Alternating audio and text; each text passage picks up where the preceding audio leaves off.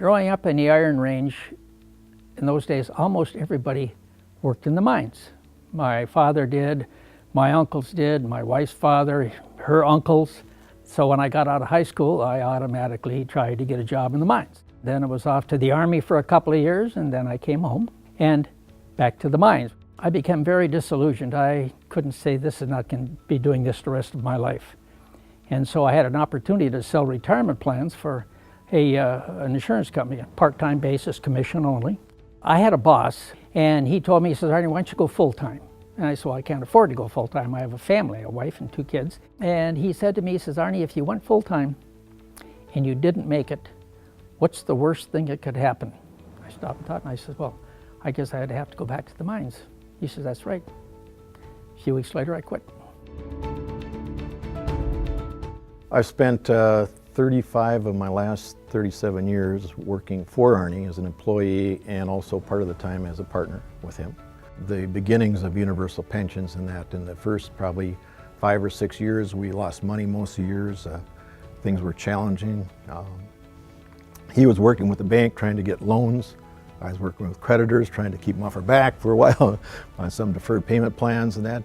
And again, it was a challenging time. But throughout that, he never missed a payroll. He wouldn't allow that to happen.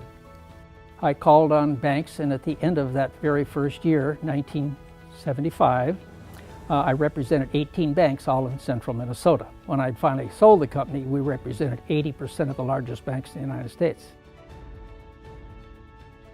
In any business, it's very important to have a good workforce. And one of the things that we've always been blessed with is being able to have a quality group of employees who are dedicated to the organization, buy into Arnie's vision, and the main reason why we've been successful. You really can't do anything without people or good people, so we hired good people.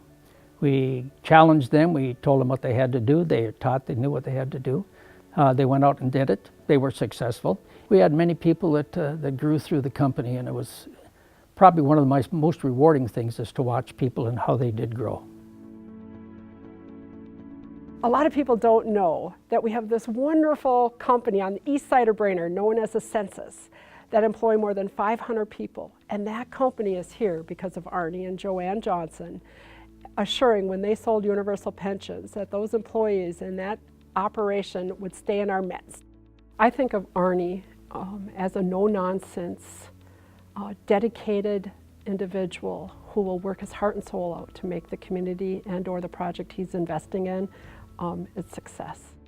Arnie was one of the founders of Bladek, and he was actually the first president of the organization. And as of today, we have more than 5,000 jobs in our community and hundreds of companies that have made investments resulting in economic prosperity. And I think Arnie has a tremendous legacy in the Bladek organization and in our community and our future. I think the one thing that folks don't really know about Arnie and Joanne is how generous they are. And I think along with that generosity is that Arnie is just very kind. There is a lot that he does behind the scenes that a lot of people don't really know about.